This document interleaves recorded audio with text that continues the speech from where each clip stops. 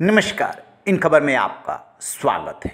गणेश चतुर्थी के दिन नई संसद में पहला बिल महिला आरक्षण बिल पेश हो गया।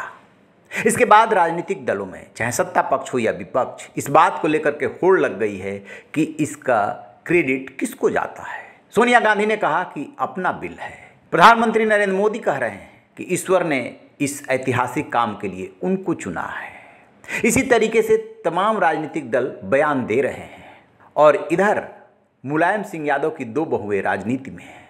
सपा प्रमुख अखिलेश यादव की पत्नी डिंपल यादव मैनपुरी से चुनाव जीती हैं, उपचुनाव, और लोकसभा पहुंची हैं। जैसे ही इस बिल को लेकर के बाहर चर्चा हुई, उन्होंने भी अपनी प्रतिक्रिया दी और पूछ रही हैं कि 9 साल लग गए, महिलाएं याद नहीं आ रही थी, ये चुनाव की वजह से हो रहा है। सुनिए डिंपल यादव क्या कह रहे हैं। सरकार को 9 साल पूरे हो गए हैं और मैं समझती हूँ कि वुमेन बिल लाना था तो ये सरकार पहले भी ला सकती थी, और ये आखिरी साल में लेके आ रही है जब इलेक्शंस आने वाले हैं। और क्योंकि इसकी बहुत बड़ी एक्सरसाइज होती है।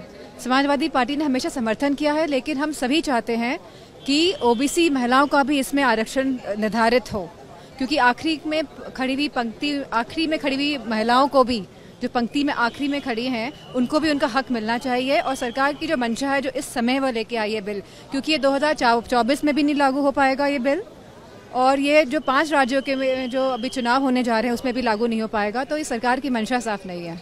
इसके बाद बारी थी छोटी बहू अपर्णा यादव की। अपर्णा यादव बीजेपी में है, अभी किसी सदन की सदस्य नहीं है। लोकसभा चुनाव लड़ने की चर्चा है। वो आई सामने और दिया करारा जवाब। सुनिए अपर्णा यादव ने क्या कहा। मैं समझती हूँ आज भारतवर्ष में प्रत्येक महिला बहुत खुश है इस बिल के फ्लोर होने से पार्लियामेंट में, और आदरणीय प्रधानमंत्री श्री नरेंद्र मोदी जी की ये दूरगामी सोच का परिचायक है।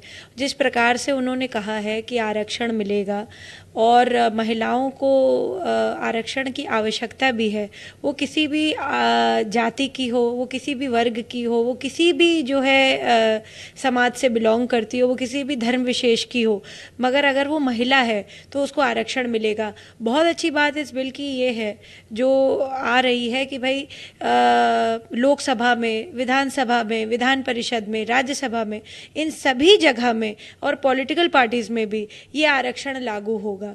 तो मुझे लगता है कि जब देश के संविधान जहां बनता है और जहां पर लॉ पास होते हैं, उस जगह पर आदरणीय प्रधानमंत्री नरेंद्र मोदी जी ने, मुझे लगता है, ये मास्टर स्ट्रोक मारने का काम किया है।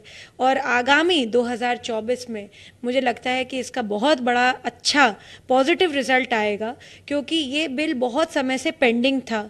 और मैं समझती हूँ कि भारतीय जनता पार्टी का एक नारा हम सभी कार्यकर्ता देते हैं, और आज मैं आपके एएनआई के माध्यम से ये भी बोलूँगी कि मोदी हैं तो मुमकिन है।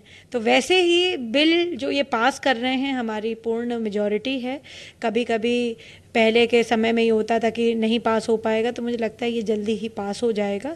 और महिलाओं के लिए जिस प्रकार से श्री गणेश हुआ है, हर चीज़ के लिए बहुआयामी मुझे लगता है उनके लिए ऑप्शंस हैं, और ये खुल जाएंगे। और पॉलिटिक्स में सबसे ज़्यादा मुझे लगता है विमेन रिप्रेजेंटेशन की कमी आ रही थी, वो इस बिल के आने से संभव हो जाए। अपर्णा यादव कह रही हैं कि ये पीएम मोदी का मास्टर स्ट्रोक है। इतना बड़ा कदम उन्होंने उठाया है और अब इस बिल को पास होने से कोई नहीं रोक सकता। ये ऐतिहासिक कानून बनने जा रहा है जिसमें महिलाओं को मिलेगी भागीदारी।